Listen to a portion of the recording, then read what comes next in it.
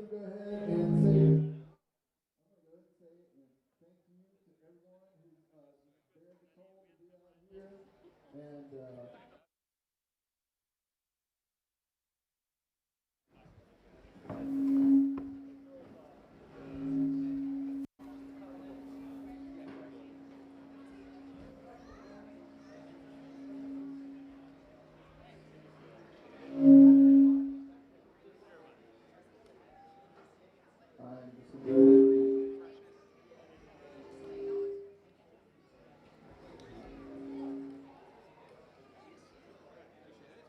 we're going to kick it off with this crew right here with Adam and Bill leading. So huge thanks to Adam Hill and Bill Flanagan for leading this crew.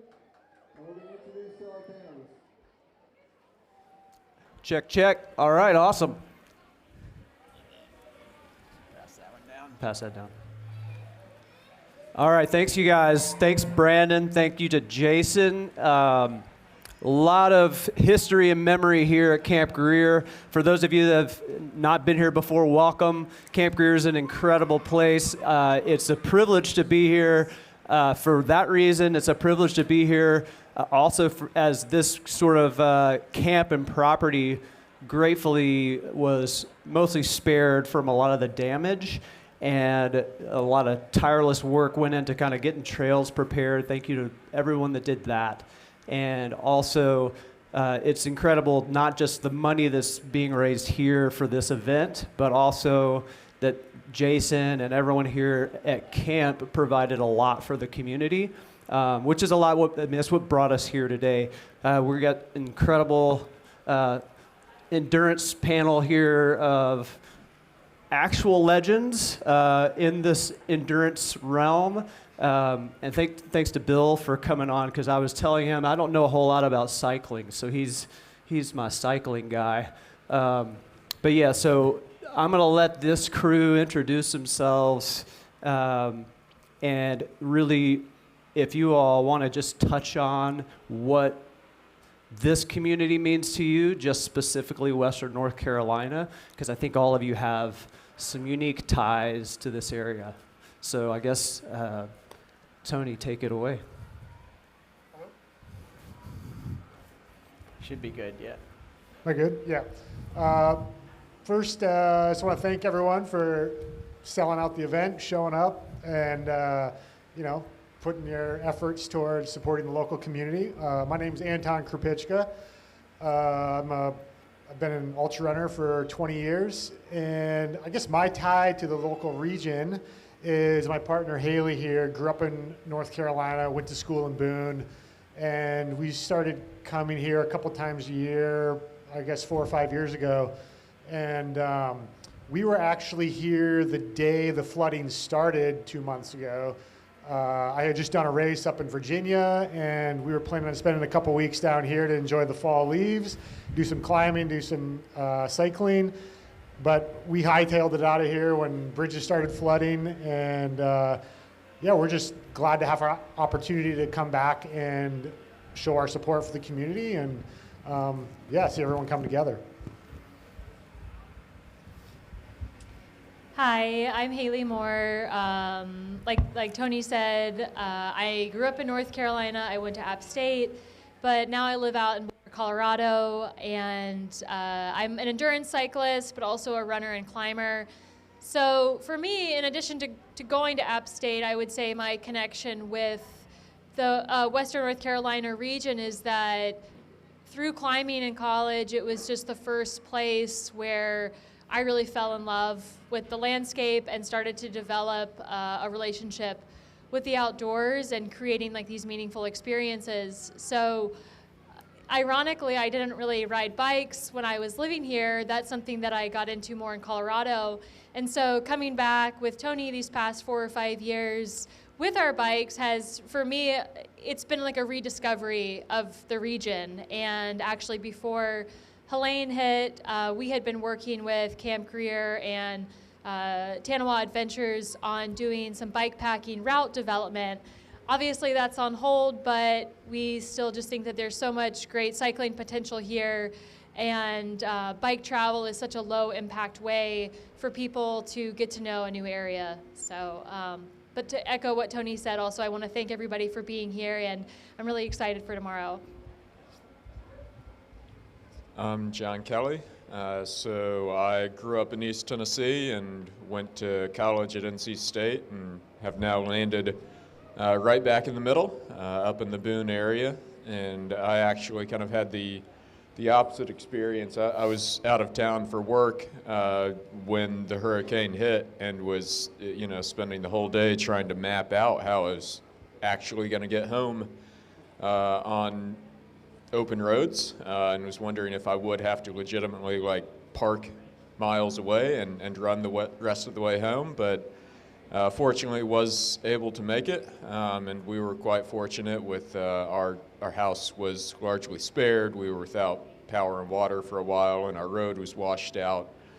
But there are certainly areas that have been effectively wiped out, and just driving down here on 19E, still areas from Roan Mountain to Newland and Spruce Pine that it just looks like it happened yesterday.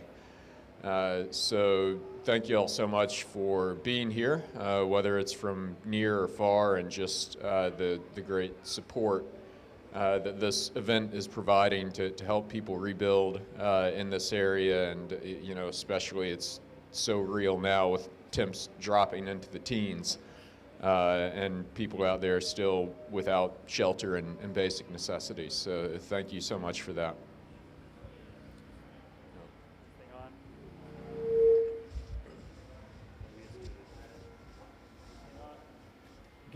Plan B. All right, my name's Jeremiah Bishop, career mountain bike racer, cross country and ultra endurance racing has been a huge part of my life and career for a long time. But also Western North Carolina has been part of that story. And my mom lived in Franklin, North Carolina, so I come down to visit her, but I also have pretty good ties to Old Fort in that I raced off-road assault on Mount Mitchell for many years, Pisgah Stage Race, and these areas are really dear to me, as are the people, and a chance to chip in and be a part of this event. There was no thought about whether or not I'd be here. It was just send me the details, I'm there. So glad to be here, stoked to celebrate the rebuilding and positive reemergence that's taking place. It's really inspiring to see. Yeah. My name is Gordon Wadsworth. I'm Appalachian born and bred. I grew up in Roanoke, Virginia. My wife and I split time between here and Knoxville, Roanoke. I cut my teeth down in Pisgah, sometimes literally.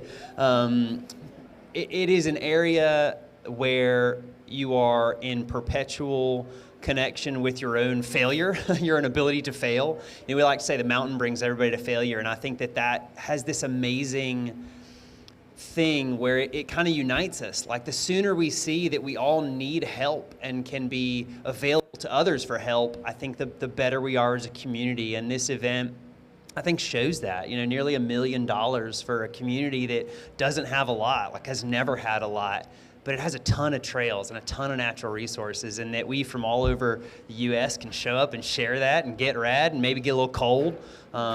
Heat it up out here is pretty exciting, so I'm stoked to turn some pedals. Hi, I'm Ann Riddle, and I grew up in Virginia, and then I moved out to Boulder for a few years and came back here in '94. And as soon as I saw Asheville, I knew it was home. I love the Rockies, but seeing the Blue Ridge Mountains just hit me, I guess because it was so similar to where I grew up. And it was also here that I discovered trail running. I've been an ultra runner since 1999, and some of my fastest and most competitive days are behind me, but I still love to get out on the trails every chance I get. I'm going to be crewing tomorrow. I had surgery 8 weeks ago, but I'm just glad to be out here. And to me, I also was very, very fortunate with the hurricane, but it's been devastating. I live in Asheville, and the amount of devastation, the amount of pain is sometimes unbearable, but also seeing the community pull together from day one has just been heartwarming. It's just been amazing what y'all are doing here, and just in pockets all over Western North Carolina has just really given me faith in humanity. So glad to be here. I'm Brent, Bookwalter, and I live with my wife Jamie and 2 kids who are here. We live just up the road in Black Mountain, North Carolina, and Western North Carolina has been my home for really my whole adult life. I came down to Lees McRae College just up the hill in Banner Elk, and that was a time of my life when I was trying to become a professional cyclist, and it was the Blue Ridge Mountains and the Appalachian Mountains and the connection to this natural, wonderful area that really inspired my whole career.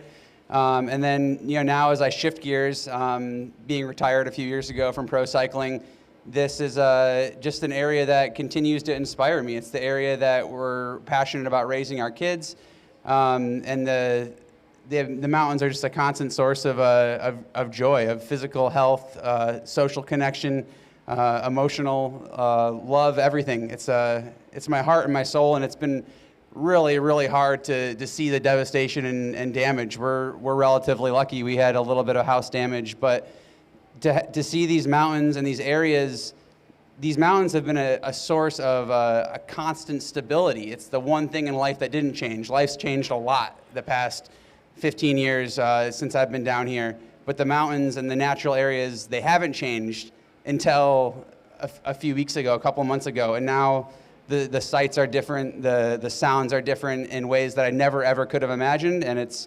heartbreaking and it's sad, but I'm also so inspired and hopeful and grateful for everyone here that is here to raise money and support the local community. I love Old Fort, and I'm looking forward to seeing it come back even greater and stronger. So thanks to everyone for making it happen here. Awesome. Great, yeah. Thank you guys for sharing that. It's really, really cool how just something like, well, what Brent was saying is, the mountains are, you imagine them as solid, and then all of a sudden are really solid, beautiful Blue Ridge Mountains turned into clay and kind of just started, what we thought was solid was not. But what I have found and what you see in this community is that the community is solid, and people are solid and relationships are solid. And so just by seeing people come together, regardless of politics, regardless of anything, and just get things done in the recovery, it's been really great. So that's awesome. That's a good way to kick off the panel. And now let's kind of move over into to some endurance talk. I know all you guys are here either supporting or doing an event, cycling or running. And we're going to cover some areas, and we're going to open it up to some questions from the audience for the panelists here. The first kind of topic area that we have is kind of motivation. So I know you guys have spent, decades moving. What motivates you guys to do that? And what is it about movement that you guys are seeking? And how does that fulfill something in your lives? It's kind of a broad question, but just motivation in general. Grab that. We can start kind of here. Yeah, I mean, for me, I've been an endurance athlete for 30 years, and was almost immediately I was all in and became a lifestyle, from age 11. But the continual motivation for me is endurance pursuits are one of the more honest things you can do. It's when you're out there, and I don't know how many people are doing the 12-hour or the 24-hour tomorrow, or even the 6-hour. It's it's a difficult effort. It's a long time. You can't lie to yourself out there, and that's a pretty seductive experience that has always kept me coming back. Yeah, I think for me, motivation stems from a couple different places. I really started getting into endurance pursuits when I moved to Colorado, and at first it was, as I came with a background as a climber, but upon first moving to Colorado, I got interested in trail running. And I think everybody in the audience can probably relate to that feeling of like, oh, if I can run this far, then what about this? And kind of that slow inching up. And then eventually that wanting to go further took me to the bike, because you can just cover so much more ground on the bike. And I started to realize through longer rides there that it's such an amazing way to connect to a place and to really learn like all the ins and outs, like, all the like peaks and valleys, so to speak, of a place. And you can apply that thinking to anywhere, of like this intimate knowledge and this intimate relationship with a place. And so coming back to North Carolina, I feel like this state, it's my home state, but I never really knew it in that kind of intimate way. And so being able to take a few bike trips here, or for instance, riding up Mount Mitchell from different directions and by different routes, I feel like I have such a more up-close understanding of the landscape, and by extension, like a deeper connection with it and a deeper appreciation for it. So my motivation always stems from having a meaningful connection to a place, and then finding that same kind of meaning in like whatever the objective is at hand. So like tomorrow, for instance, my motivation is, finding a way to bring some levity to this tragic situation, and then also just remembering what will still be here on the other side once, as we continue to rebuild and regrow. Yeah, so my motivation, I think, has changed quite a bit. I haven't been in the sport quite as long as some people here, but still there's been a lot of change. The one thing that has been a constant is just the love of the mountains and getting out and appreciating that. I was actually, my first real trail run in the area since Helene. I was up in the Roan Highlands today, and for a bit, I thought I wasn't going to make it here in time, because I kind of got distracted and lost track of time and had one of those, oh, wait, I got to get moving moments. But otherwise, like when I started out, I had some very specific goals that I wanted to try to achieve in running. I wanted to finish Barkley, or I wanted to hit a certain time on a certain race. And that was the motivation, that was the goal. And things shifted quite a bit from that and reaching some of those goals, and then going back to Barkley one year and just quitting because I didn't feel like doing it anymore. I didn't want to do it anymore. And then circling back around to where I feel I found this much better equilibrium with that. And the goal is really the things that I found are the side effects, just the growth and the things that I learned about myself and the things that I'm able to improve while I'm out there. And I'm doing it in an activity that I love, and generally speaking is pretty low consequence if I do fail at the actual running goal.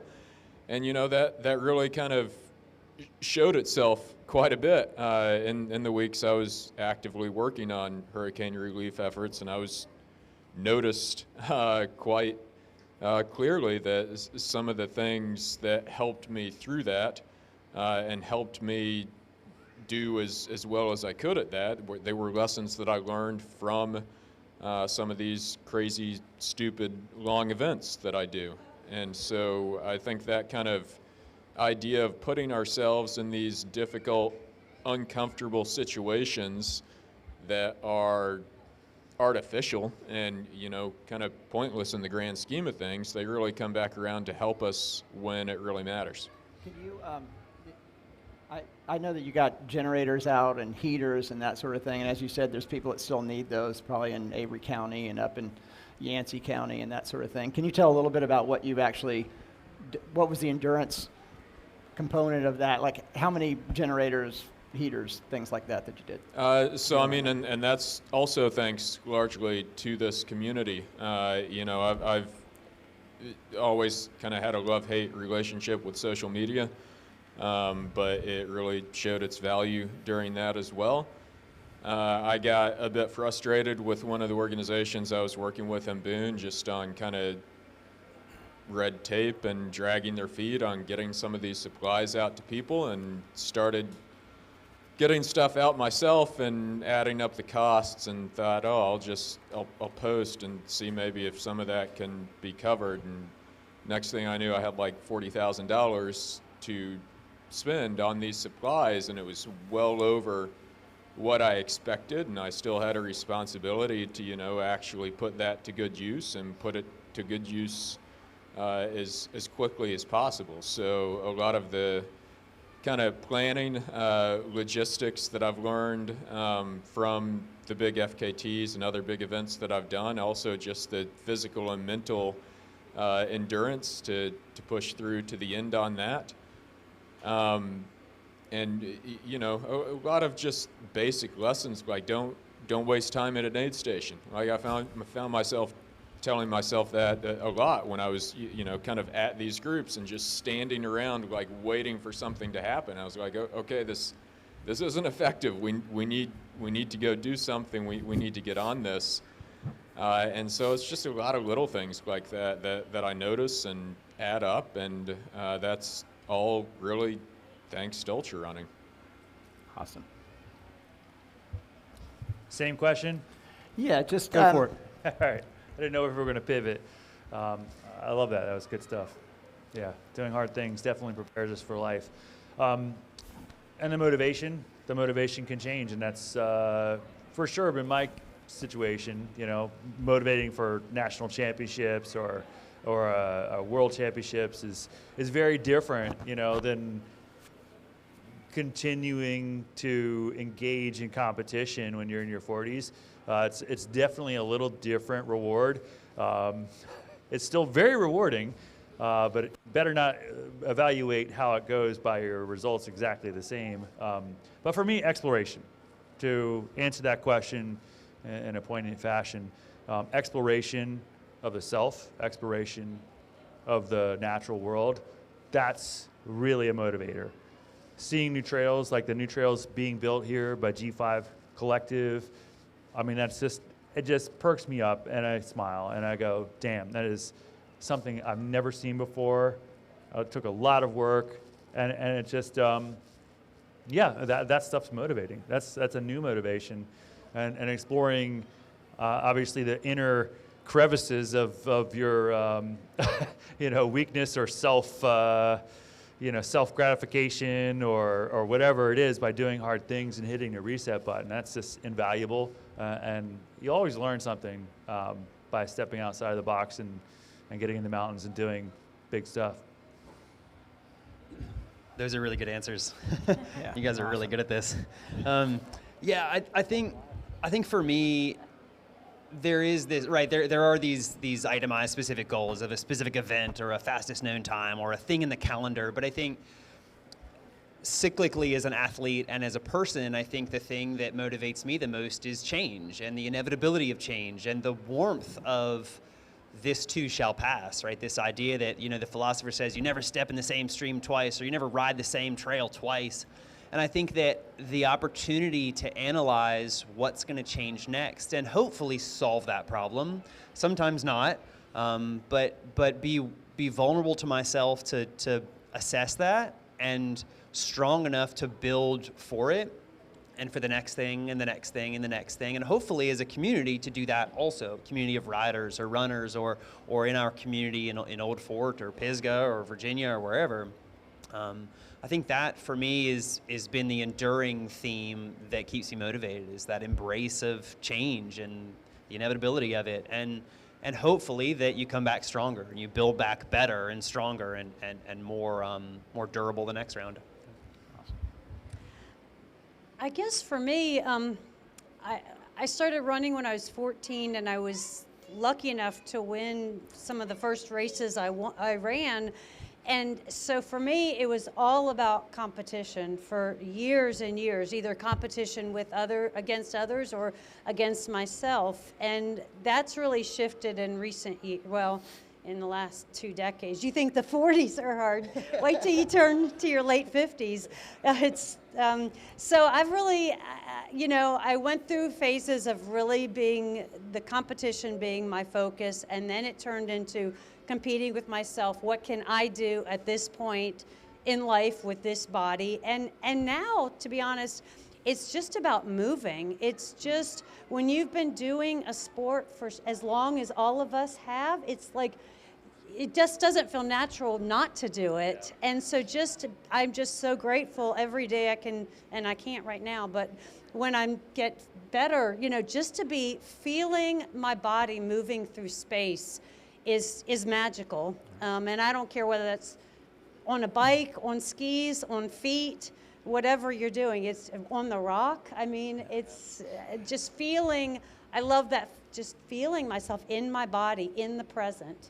And that's really part of it as well. It's like, what happens when you can't move because you've got to have surgery or you're injured? Yeah. And part of biking and running, unfortunately, I just broke a couple ribs. It's like, I know Brent, I know we were running the other day and you were having some injuries as your transition from cycling to running.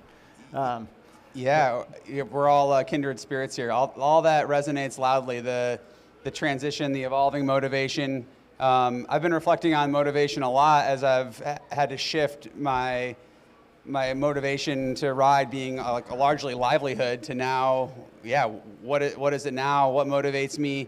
As Bill mentioned, I'm trying to run and trying not to make a fool out of myself. You're doing a good job. But really, what motivates me the most, I'm realizing, is that it's just to feel the most alive and to be the most alive version of myself. And when I was racing professionally and we were trying to win the Tour de France, or I was trying to compete at the World Championships or the Olympics, then the motivation was a killer instinct, competitive drive to win.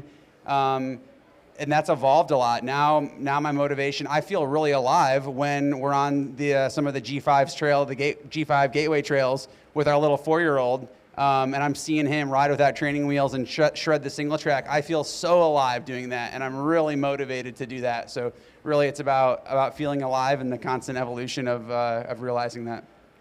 Awesome. Great. Yeah, and you all are talking big. That's awesome, big picture, motivating elements in getting to those places.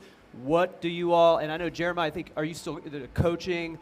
Have you all used coaches in that build-up? I know a lot of you have. Do you find that self-coaching is helpful for you all, or what has gotten you to those places to accomplish those goals? Secret training plans? Let's hear it. Can I start so I'm not last? Yeah, you guys take all the good stuff. Yeah, popcorn it around. Feel free to. Yeah, and I'll take a chance to sort of plug and also talk a little bit about what I'm doing now. I'm working on a master's degree in sport and performance psychology, and that was really that mental psychological aspect of performance was really revolutionized and transformative in my career in terms of figuring out how to stay motivated, how to approach a different event, how to navigate changing motivation, coaching.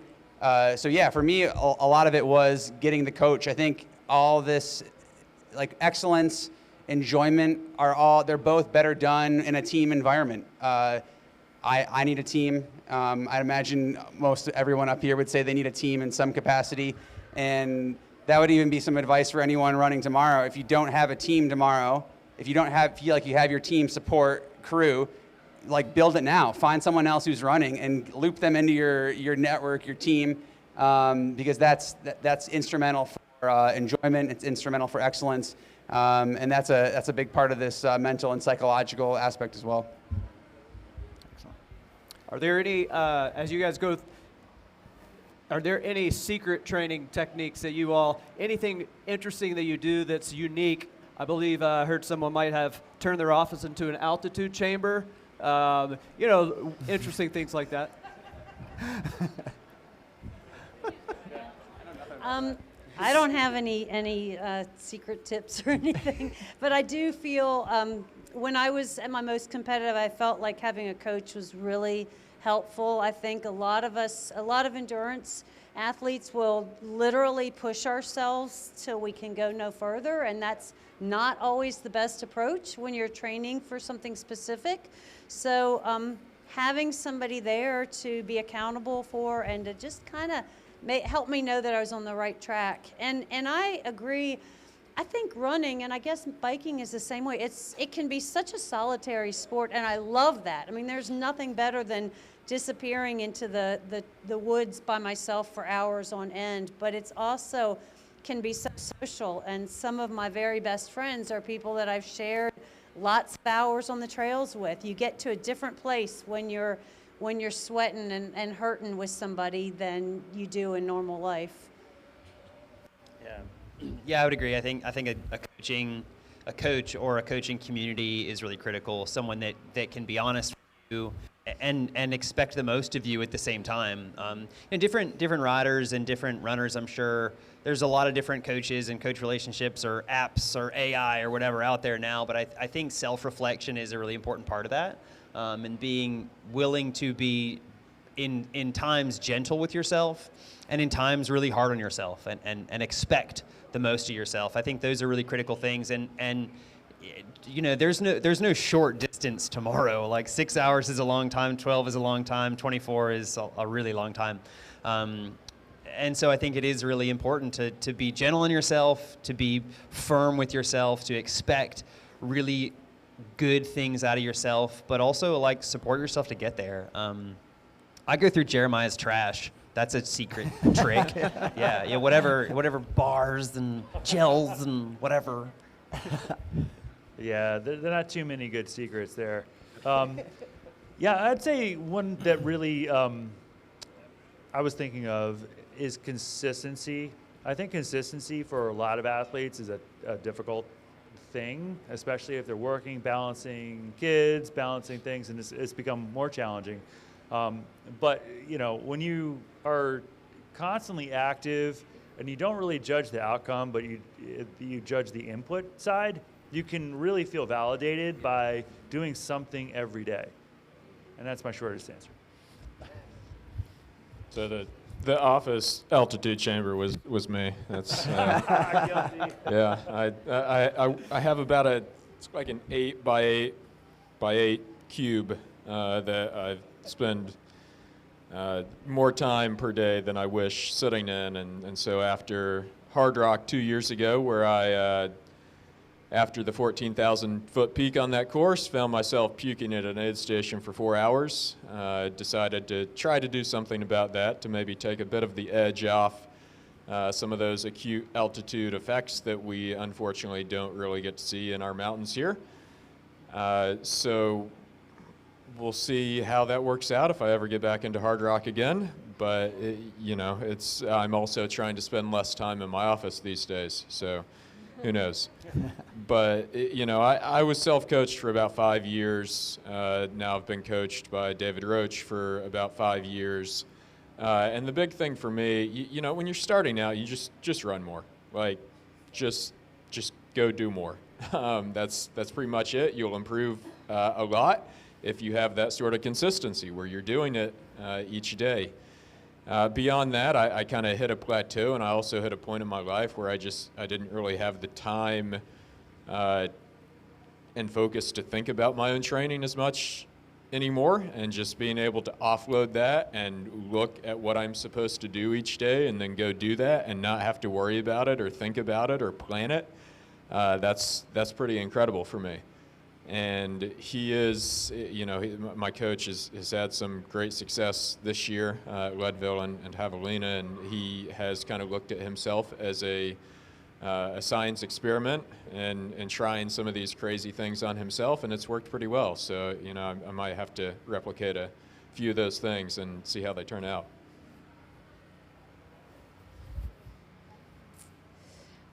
I don't think I have any crazy training secrets, but similar to what Jeremiah said, I think that consistency is really key.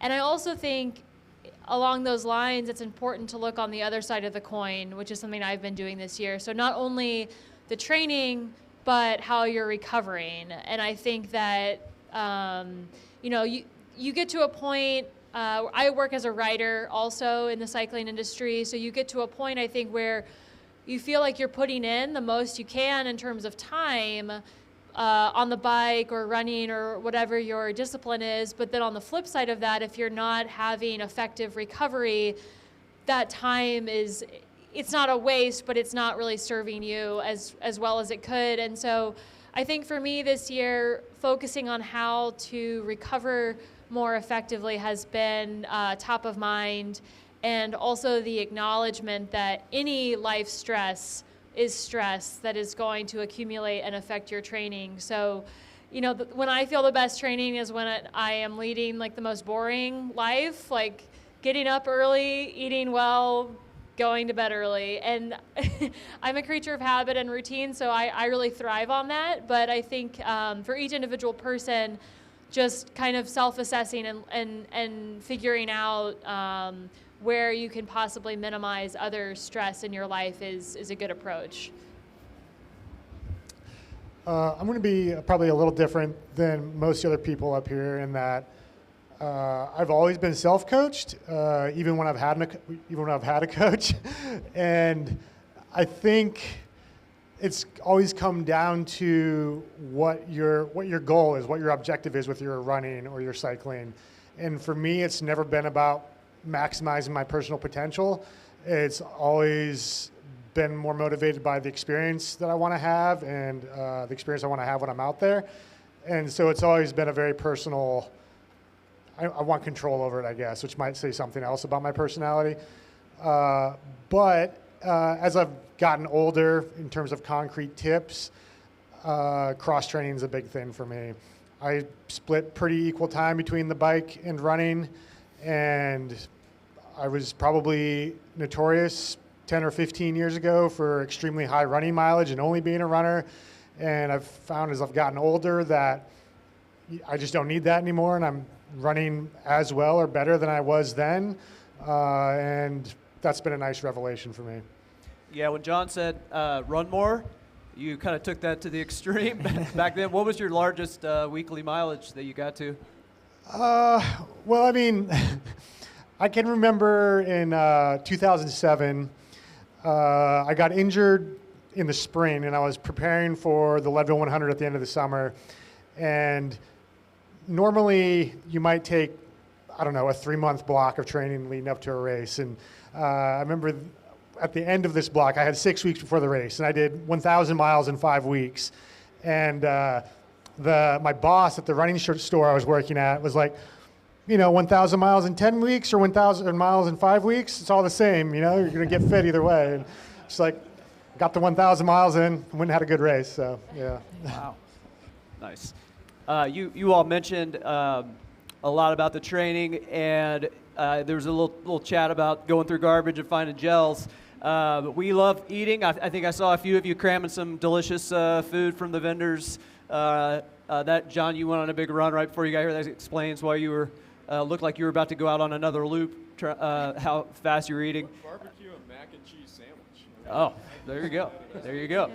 So fueling for training, fueling for races. What have you experimented with? You mentioned that David was treating himself as his own experiment. What's out there? What are you all doing now for fueling? My approach has changed a little bit in recent years. I used to just be purely gels, and it seems like the world's going back to that now with the high carb movement. But for me, I try and eat real food for as long as possible in a long race, and then save the gels and the sports food for the second half when I can't be bothered, when I can't chew anymore, basically, you know, and it's time to just slurp stuff down. So. Yeah, on the bike, I think it's a little bit easier because you don't have the impact of running and your stomach's not getting jostled around so much. So I would say I take more of like a split approach, trying to eat, you know, real food and like the fake sporty food like throughout an event. And then, yeah, but, you know, saving more of like the gels and drink mixes towards later in the race when I maybe just don't have quite as much energy to think about eating real food. Yeah, I would also say this year specifically, I've given a lot more thought to electrolyte usage. I'm never going to be the kind of person who is probably calculating exactly how much sodium I need to intake per hour, but I have like a general idea. And so I've become just a little bit more cognizant of how that plays into the overall nutritional equation. Yeah, this has always been a bit of one of my weak points. I've never been able to put down a lot during races, and it's shifted a bit as well over the years. Things that once worked are no longer appealing. I think that's a natural effect of you get sick during races, and your brain naturally connects what you were eating with getting sick, and then that doesn't work for you from there on. But these days, I'm probably about 50% liquid calories with Tailwind, another quarter gels, and then the remaining quarter like Little Debbie cakes or whatever's appealing. Nutty bars are 530 calories per 100 grams of weight. That's the champ right there. But the longer things that I do, again, I'm missing full meals. So I've got to have some real food in there. Definitely if I'm going down for a nap, I eat before that, and I try to time eating anything significant at the start of a climb so that I'm moving slower and it's got time to settle and get digested, rather than you don't want to do it at the start of a descent and then everything's getting jostled around as you're flying down the hill.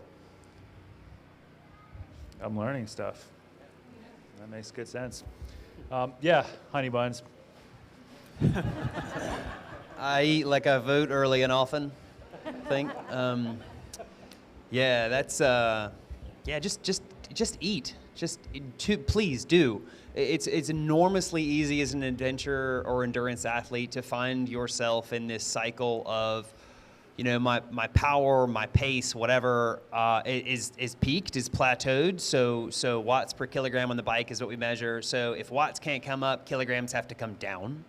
And that's it's a very easy cycle to get into as endurance athletes of, well, let me just not eat that, drink that, touch that. And balance is good, balance is important, but acknowledging that intake is part of balance. Honey buns. Yeah, honey buns. I've heard Jeremiah say even race cars need a little grease. I mean, I'm into it, I can dig it. But yeah, just do.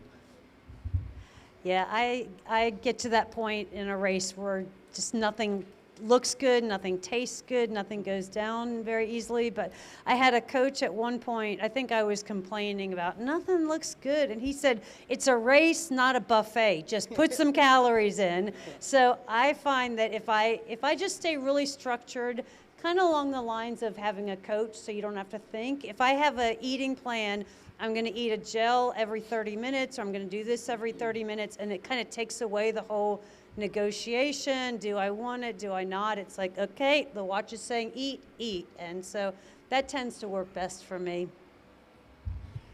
One of the things I was most excited about retiring from pro road cycling was to not have to eat so much and to not have nutritionists weigh my food and pinch my fat with calipers and analyze it and be so scientific about it.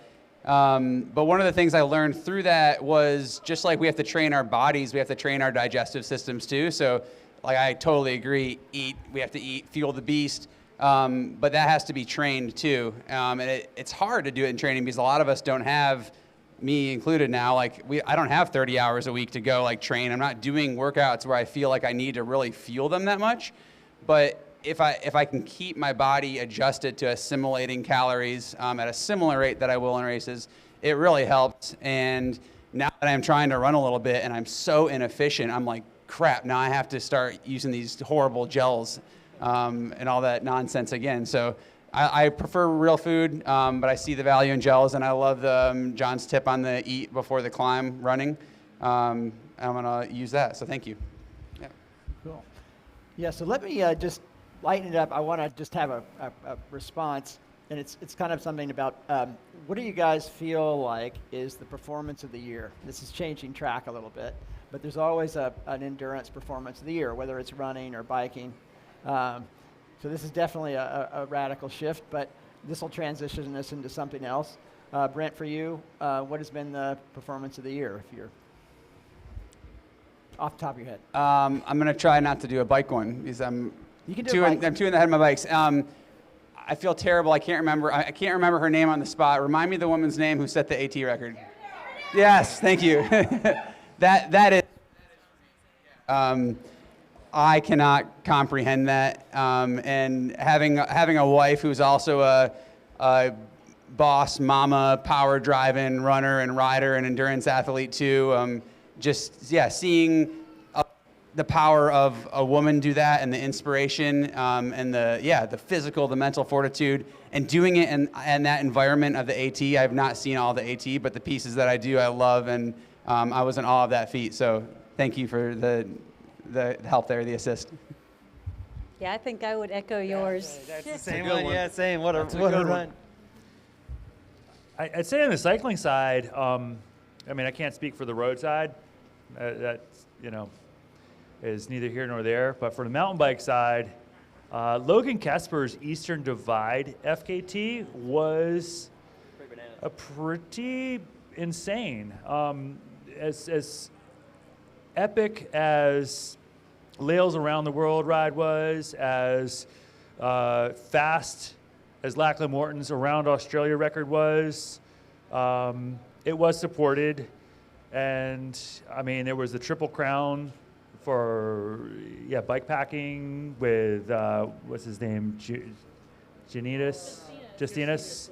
Very impressive, but there was something about breaking that FKT by like a week on a trail that only 2 people have ever done, and it was waist-high water. The hurricane was coming up Florida, and I mean, I'm like one of the few people that could get through and get a response on text to Logan, and I'm like, hey man, you need to get shelter. You need to find shelter. And he's like, my best bet is to keep moving. And he just is riding straight into this hurricane, and I'm like, well, this could go bad. And he actually, I wouldn't say outran the hurricane, but he definitely got to the eastern side of Florida just in time. And that guy's legit. It was a pretty crazy one and done. I don't think he'll ever go back. I don't know if anybody's going to touch that one, so that's my bet. Yeah, Tara's already been taken, so I'll just throw my coach's run at Leadville out there. Anytime you beat a Matt Carpenter record, that's pretty incredible. And from my own obscure world of lesser-known multi-day events, Jack Scott absolutely crushed the Spine course record this year, back in January, nearly a year ago.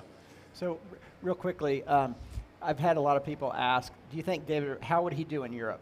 Like at a race like, UTMB or something like that in the mountains. So that's I do a group run in the mornings and people are talking. And so that's been that's like, you'd probably be a good guy to ask that. Yeah, I mean, that's a tough one to say. I mean, we'll certainly see what he does at Western States next year. He got a golden ticket for that. Europe is a bit of a different beast in terms of the terrain you're tackling, but he certainly knows how to train for it, and he would do that and prepare himself for it correctly. So I think he could do. He hates putting himself up there with the names of the people that are competing at the top at UTMB, but I feel like he could do it. I think every year we see women excelling more and more at endurance sports, which I find super inspiring. So even though Tara has been mentioned a couple of times now, as well as Lails Around the World record, I would also add another modality in women's endurance sports, which was Anna DeMonte's ski record on Mont Blanc. Nice. Keeping with the women in Mont Blanc theme, I think Katie Scheide's season as a whole is, I mean, she's been getting her flowers this year for sure, but very, very impressive with her time at Western States, her course record at UTMB. That double is super difficult. Obviously, Courtney did it the year before, but comparing yourself to Courtney is just a bad thing to do. So, yeah, Katie's 100 milers this year were really cool. Awesome. So, kind of moving from that question, the current state of endurance sports, You know, I know with cycling, it's moving increasingly to FKTs as well, gravel, away from the team sports into kind of individual pursuits. I know with running, it seems like the 200 is the new 100, you know, like the Tour de Giants, which incredible event. But more and more people are you know, 200 miles used to be just you went out and you hiked it and it was a day out or, you know, several days out. Now people are racing it. Like, you know, I was over there for that event, so I was following it. You had, you know, there were a lot of people that were, Galen Reynolds was going, you know, and you've got all these guys like getting ready to race this 200 mile, you know, and Francois Dehaene just absolutely crushed it. So where do you think, like for you guys, do you think in endurance it's just the natural tendencies to push out the distances, or is it to pick one distance and really specialize in it? I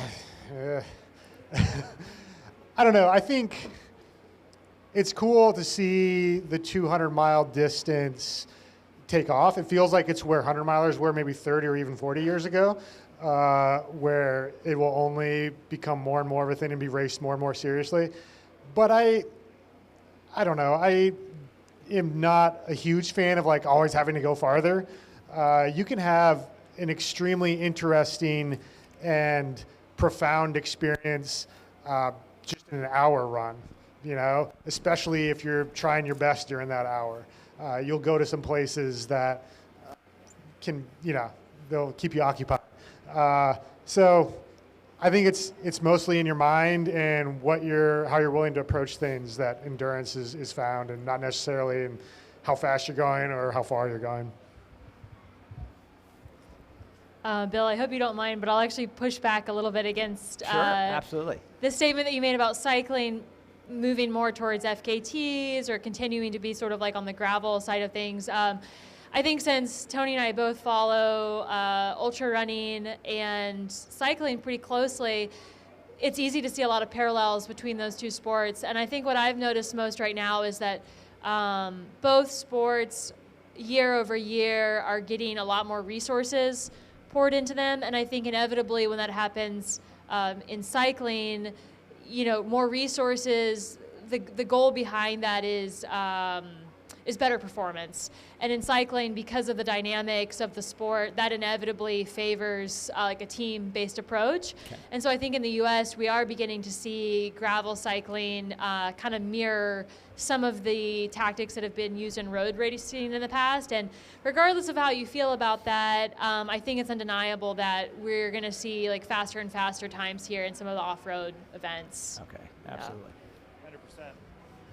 Yeah, I mean, they're just different. I mean, I go what I often tell people the longest reasonable distance to run is a half marathon. Past that, and you know, there's other things other than just you like running that are going on. But I think it's, you know, just find whatever suits you individually that you enjoy and that you're passionate about. I mean, for me, the sweet spot is like the 2.5 to 5 day range, and that's where I really feel like I'm having an adventure out there more so than a race. But it's not so long that I'm like, oh man, I still have a life, don't I? I got to get back to my kids and my job. Like it's that right amount of time for me. But you know, if you enjoy doing short stuff, then do short stuff. I mean, we have such a diverse sport. So many events. It's like track and field and the difference of events. So I've found it interesting that events like Barkley have gained so much visibility in recent years. That's not why I personally do it, but you know, I guess we failed to mention Jasmine's performance there as the first female finisher for our performance of the year. In that, yeah, it's still this year. But yeah, I mean, it just comes down to find what you're passionate about and do it. Don't go farther just for the sake of going farther. Yeah, I can't really speak to the evolution of it, but those are some really good observations for sure by the panel. No doubt on the gravel side, for sure, things are are getting more cohesive and more team-oriented, very fast. But also, I think that takes a little bit of the fun away from it. I really liked doing a lot of endurance races as an aside to this highly structured World Cup world of rules and sock height and start grid protocol and drug testing and signing in and all this stuff. It was really nice during that phase of my career. I would just escape and go and do like Pisgah stage race, and it was like, here's your pie plate for your number. And the first years of it, it was like in the snow and kind of ridiculous, and you just didn't know what the heck you were getting into. And I think that was really fun. So an evolution of things, it's going to continue evolving. It's in a way also really cool to see some of this ultra endurance stuff getting some limelight and getting some mainstream media, but then also you got to take the potential degradation of what's core about it and really fun about it. Can kind of get stripped away a little bit, but anyway, just some thoughts. Yeah, when Keegan Swenson's tire choice for Unbound breaks the internet, you could argue we've gone too far. I think nobody really cares. I think it's really cool. I mean, I think that the fastest known time component reflects, I think, the way many people consume endurance media, right? Our Strava is the fastest known time of the day, and that's kind of how we look at things, is in standalone items. I love the dynamic of a bike race. I think it's thrilling and exciting to watch, and I love seeing at some big, especially gravel events domestically and internationally, I love seeing that limit getting pushed and going so fast, like unbelievably fast off-road.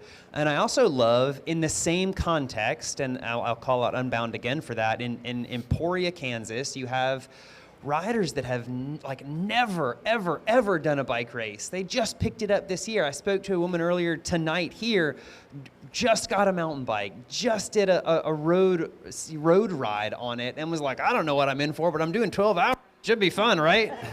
Yeah, it's gonna be awesome, especially here, I think, this weekend. So I think you're seeing this kind of dynamic spreading out of the way people are experiencing bikes and sharing that. Digitally, I think, has some challenges, but it has some benefits too. I think it's cool as hell just to see so many people doing so many different things and finding their groove and running that groove really, really well is pretty inspirational to me.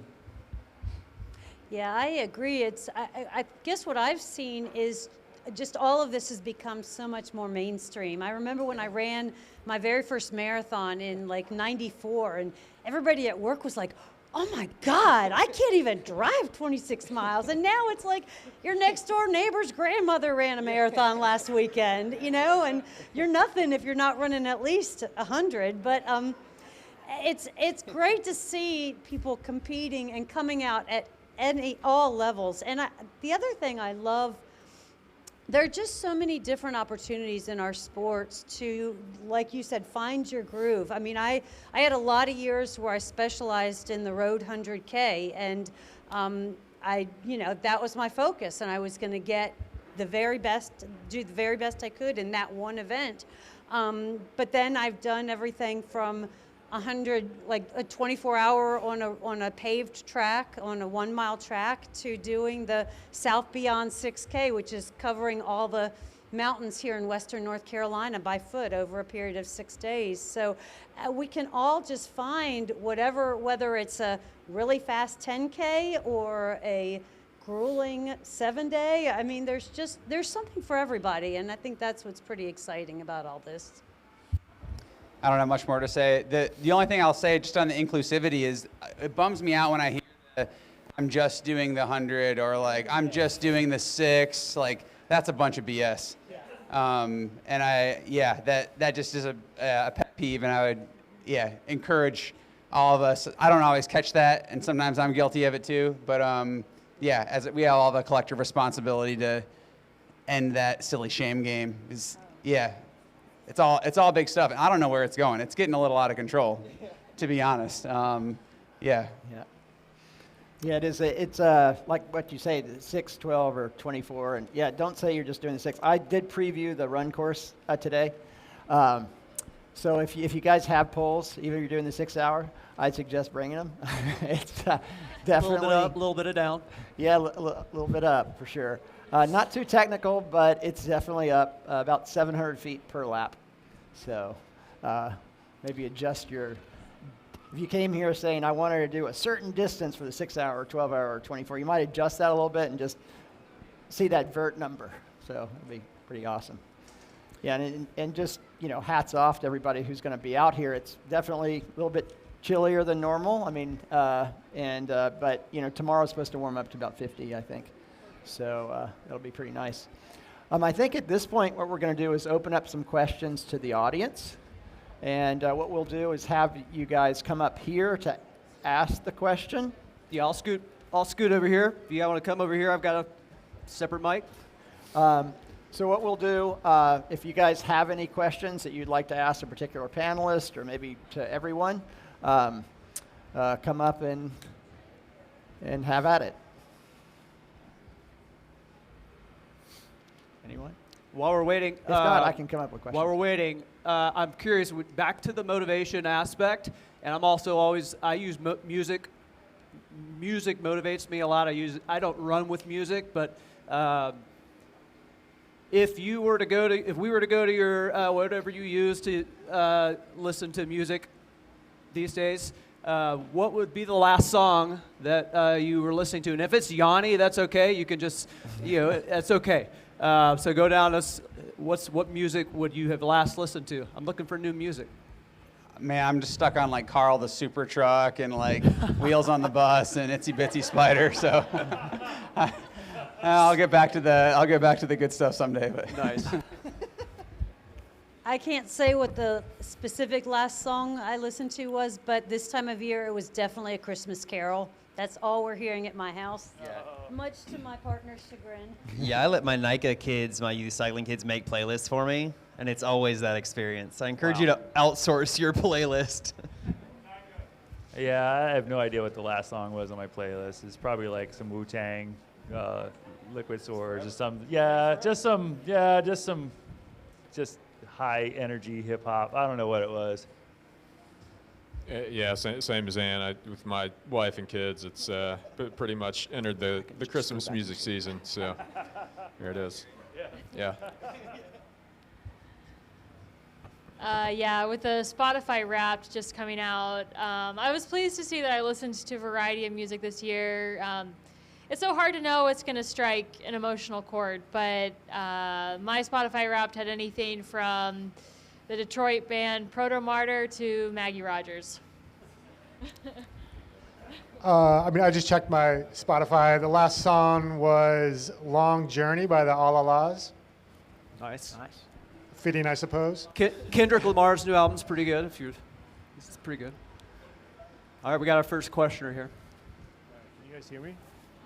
Hello? Okay, cool. Oh, we got it. Try this one. Tony, we were talking prior to you coming on, and you were saying you were going to ride a fixie. So why the fixed gear?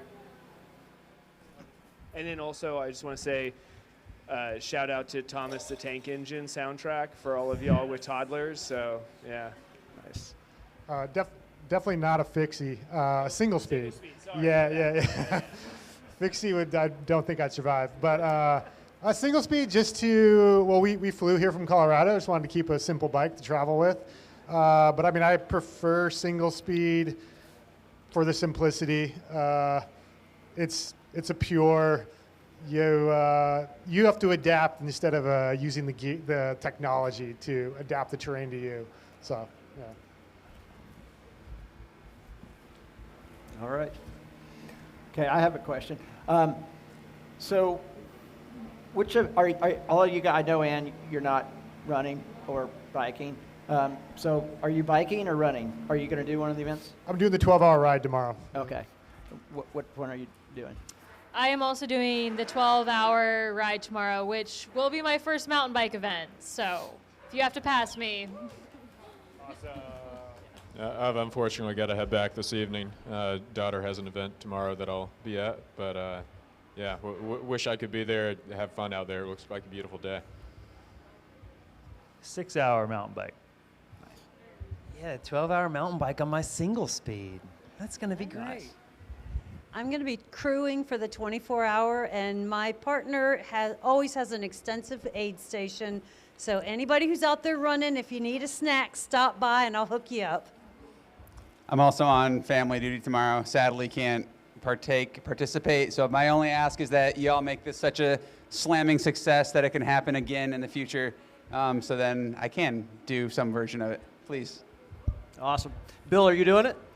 I'm tomorrow? not. No, not. My children and I will be children. They're almost adults. Yeah, my crew will be out here helping as well, but no participation otherwise. Volunteering. So, is Jason? Oh, we have another questioner. Yeah, I just wanted to ask if, am I too close? Anybody had a recent personal failing or failure, and what you're doing to like overcome that, or how it's fueled future performances? That's a great question. So recent failure and how you've used that as fuel to overcome.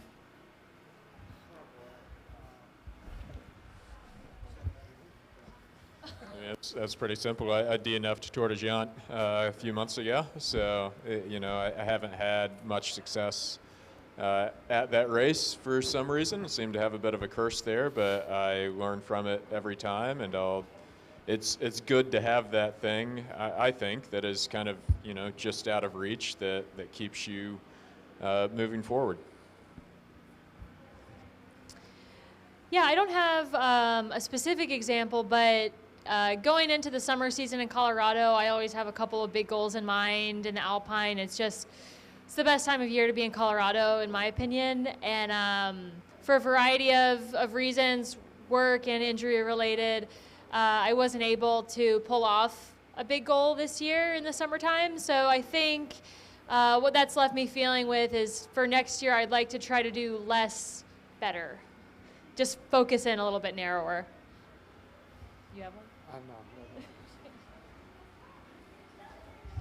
I'll just chime in really briefly. I started this documentary series called The Impossible Route, and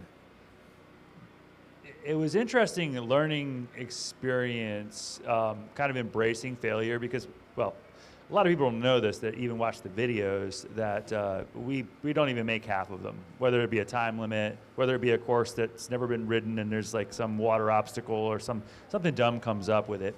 But from a mental standpoint, like the first time we didn't make it, there was a lot of like processing that failure. Are you wasting your time, you're wasting your money, wasting your effort? And I think the thing that was most valuable in learning through that phase of doing those and looking at competitive lifestyle that's built around success, achievement, and sharing when things go perfect, is that it's okay to fail, because if you're failing, it means you're trying, and if you're trying, it means you're striving, it means you're taking the effort to train, to persevere, to build plans, to go out on a limb, and to really expose yourself. And that is the most awesome place to be, is when you are being vulnerable. And that's what stepping out there and doing your first event or doing your first mountain bike event does for us. It's truly an awesome thing. So hopefully that takes, and puts a different spin on failure. Yeah, and I'll just add to that. I generally aim big, and if I hit a success rate of like 30 to 40%, then I think I'm doing pretty good. That's just, again, my personal sweet spot and what motivates me. If things are too easy, it's boring. If things are too hard, it's frustrating. And, I failed at Barkley my first 2 times and was horribly unprepared for that, but I finished on my 3rd year. And if I had taken an easier path where I'm like iteratively being successful, that was air quotes with my mittens, didn't show up very well. But if I'd taken this approach where I'm going to just gradually get stay successful in everything I do, it may have taken me 5 or 6 years, if ever, to finish. So those failures were really where I learned that ultimately let me succeed.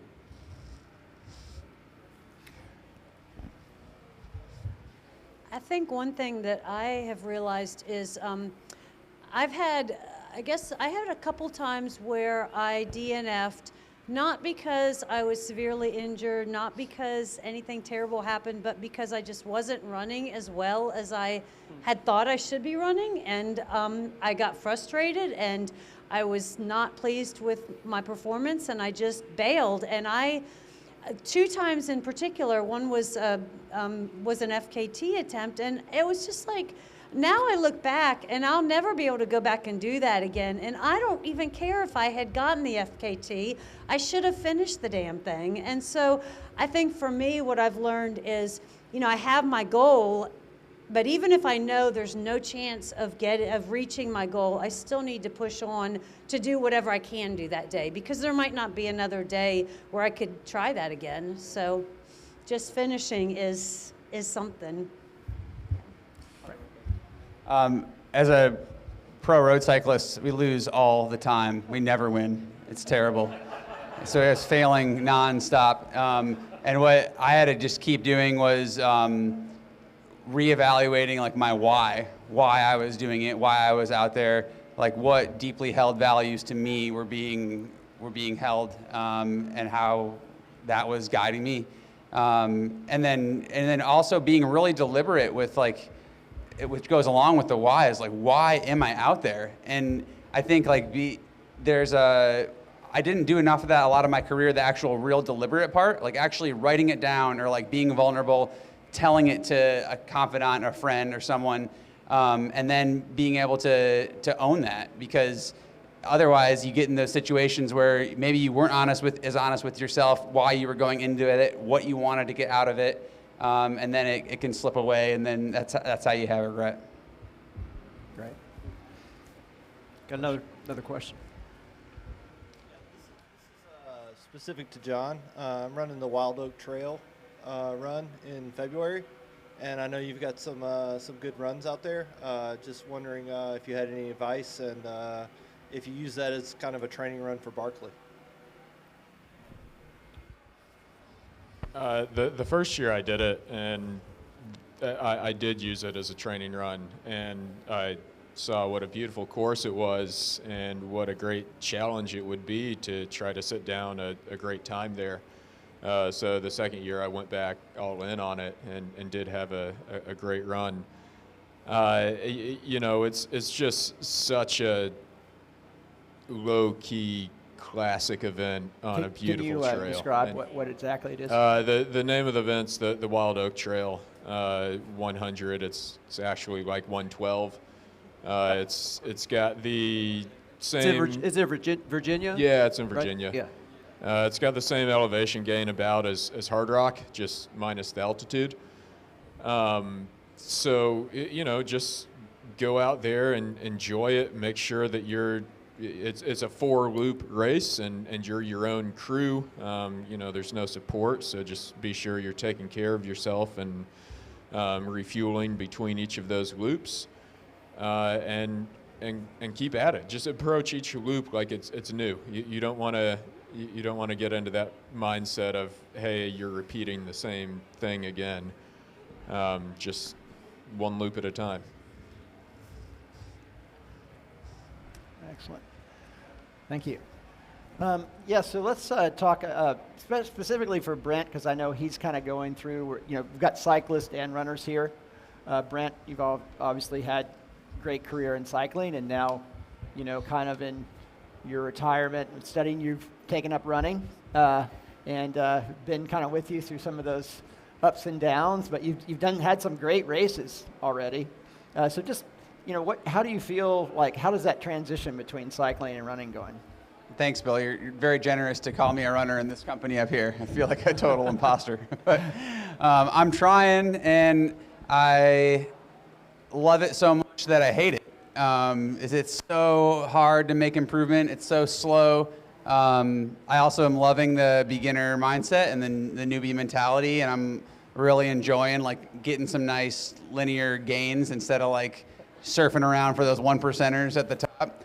But yeah, it's so hard on the body. It's so much impact, and what I want to get out of running, the dream. I love listening to all of you. It's really inspiring. I dream and fantasize about being on just my 2 feet without any machine and being out in the mountains for like multiple days. That's crazy, but I would love that so much. And I'm trying just to take a very process-oriented, step-by-step, just, one little thing at a time, and it's still small peanuts, but I love it, and it's, once again, it's inspired by these mountains. I hate running on the road, and I don't like going fast. I'd like to just go up the mountain.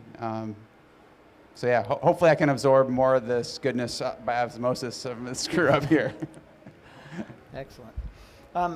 Speaking about, any other questions? You guys have it? I can't see over there, but I think, yeah. All right, let's, we've still got a little bit of time. So we kind of talked about some FKTs and that sort of thing. I know, Tony, you've been doing some really long bike rides, like cross-country rides and things like that. And how you did mention before that the biking has maybe improved your running. So do you feel that? I mean, it's just allowed me to continue to run, in some capacity, I would say. Okay. And then as far as like do you have FKTs in mind and what's your thought about FKTs in general?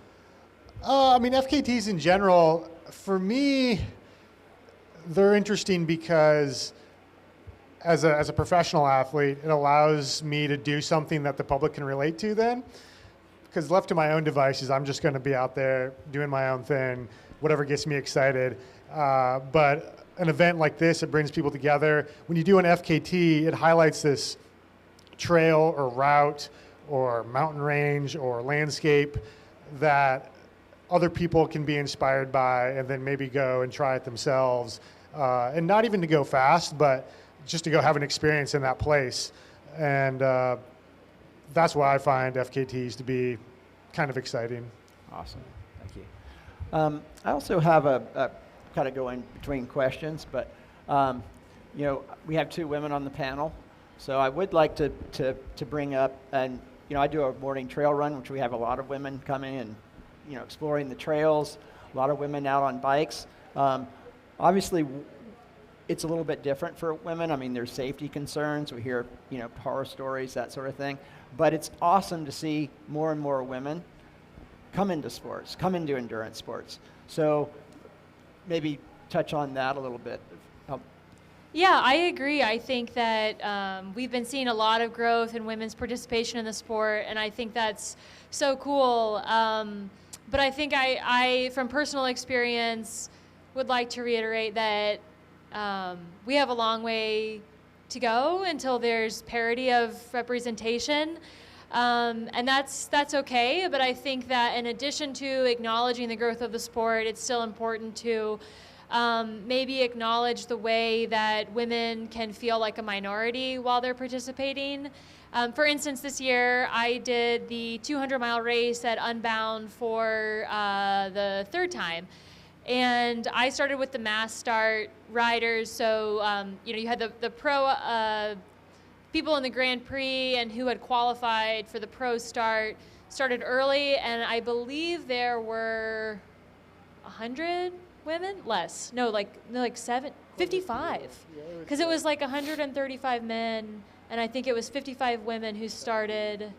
I think the cap for the women there was 70, but maybe only 55 showed up to the start line. Regardless, around 30% of pro women versus like the elite men who started in that separate category. In terms of the mass start, there were just shy of 1,000 starters. Like the number 968 is ringing in my head, and I think there were 68 women who started in the 200-mile race, along with the mass starters. So, Unbound is just one example, and they've done a lot to try to elevate women in the sport.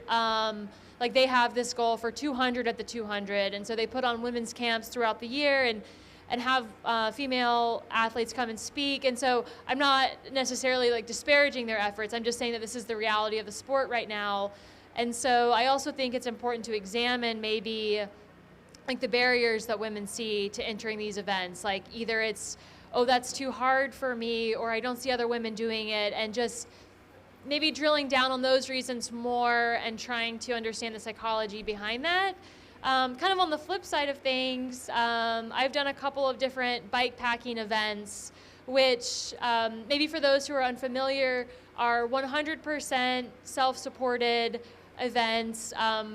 Bike packing is still a very grassroots level affair where typically you don't have to pay to do the races. There might be 50 people at the start line. The race organizer says, hey, this is what time we're starting. Here's the route, show up, and then you'll be on your way. And in terms of support, any support that is publicly available on the route is the support that you have. So gas stations, hotels, public campgrounds, that kind of thing. So you're totally just fueling yourself as you go. And it's so interesting to me that during these events, people will often ask me like, oh, are you out here riding alone? And they seem concerned for my safety, but fortunately I've never had an encounter where I felt unsafe. So I think that there is a disproportionate level of awareness about potential safety risks, but we often hear the incidents that we hear about are, like a 1%, single-digit percentage of the experiences that people actually have. I would agree with that. I think we all have people say to us, "You mean you hit the trails alone?" And I think we have to always be aware, but I don't think it's as dangerous as some people would have us believe. I think from my perspective, one of the big things that is always going to limit women's participation is the fact that women tend to be more responsible for children. And I'm glad to hear that you're doing the other side this year, because think about when a woman does something big and they always say, oh, and she's a mother. You never ever hear somebody say, oh, and he's a father. So until we really have equality in every level where, women can train, a mother can take off and train after work and trust that her partner is going to be fixing dinner and taking care of the kids. We need to have that in every area of our lives, because we can't show up on race day if we don't have the time to put in ahead of time. And I was really, really fortunate when I was racing and raising a young child, because I had a very, very supportive partner and we worked things out. But not everybody has that, and it's really tough. Yeah. Absolutely. Good stuff. I think we have another question from the audience. Hello. Just on this topic, I'm a NICA coach back in Kentucky, and it's a really hard issue trying to get females out to ride mountain bikes. We've got some great athletes, the females that we have, but trying to get more. With you guys coming into the sport, what's the best way for us to draw them in? Well, my history with cycling is definitely more in like the gravel and the drop bar space, but I think marketing mountain biking is really tough, because like any sport, you want the marketing to be really dramatic and to seem like really hardcore. But I think for me, risk aversion has always been, injury aversion has always been my biggest deterrent with mountain biking. And so I think, just emphasizing the fact that there are multiple styles in which you can mountain bike. You don't always have to have your wheels off the ground. In fact, full suspension was designed to create more traction. But I think emphasizing, different riding styles, it doesn't always have to be kind of like a shredding the gnar approach, is a good way to go, in my opinion. Excellent. Cool. All right. Well, I think we're about to wrap it up here. Thank you to all you guys, for sure, for coming out and sharing your knowledge, experience, and helping with this event. Thank you guys for hanging out in the cold and listening, for sure. Awesome. And yeah, additional thanks to Ann, who jumped in at the last minute as well. Thanks, Ann. It's awesome. Cool, cool. And then just to reiterate as well, this place is super special. It's just amazing to me. This is the first, I kind of shy away from big events. Those of you that know me, I'm a solo. I haven't paid to do a race since like 2005. Yeah. But However, so, I hear a rumor, if you see Trail Jesse on a start list, just it's incognito. He's Trail Jesse. I'm training a student to run the half marathon, the Fauna Flora half. So also big thanks to Brandon and Jason again, Tanawa Adventures and Camp Greer. But huge thanks to you all that are coming together to. I have personal friends that lost their houses just a couple miles from here. And their vehicle swept away, like all the things. So this is an incredible, it's super meaningful to them. I watch them like tear up just thinking that this is happening. And I think a couple of them are even participating tomorrow. So it's great for them to see all of this happening as well. They already knew that this was part of their community. And it's cool for you all to be up here. There's always the jokes about, oh, I rode in the same forest as Jeremiah. I've run in the same, trails as these people, but they're way far ahead of us. But just to come together and be able to experience this, and the feedback and years of experience that you all bring to this panel is incredible. And I don't know, I think that wraps this time. We'll be high-fiving, lots of high fives tomorrow. Weather's going to be awesome. Thanks for hanging out in the cold, and sleep well. Stay warm. Absolutely. Thank you.